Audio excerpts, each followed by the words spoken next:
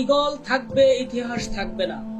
ভাবো, ইতিহাসের গতিরুদ্ধ মানুষের আর কোনো ইতিহাস থাকবে না।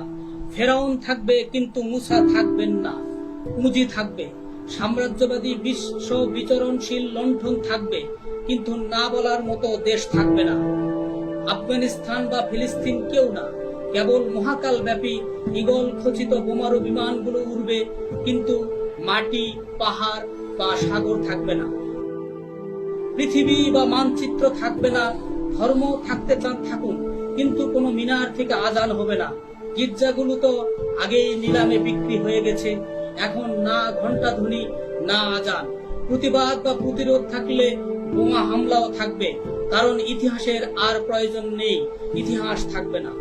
রাজরাজরাদের দিগ্বিজয়ের কেচ্ছা না হয় থাকলো না, কিন্তু প্রেমেরও কি কোনো ইতিহাস কোথাও কেউ গাথাচ্ছলে গেয়ে উঠবে না? যেমন বন্দিরা প্রার্থনা সঙ্গীত গেয়ে ওঠে প্রতিটি শতাব্দীর অন্তিম প্রান্তে দাঁড়িয়ে, এত বোমাবর্ষণের মধ্যেও কবিরা কেন শুনতে পায় মুক্তির জন্য আদম সন্তানদের আহাজারি, মানুষের ভালোবাসার গান?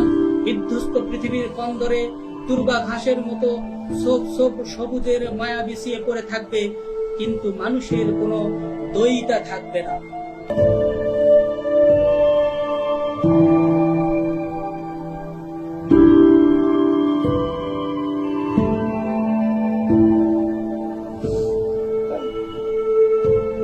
হ্যাঁ।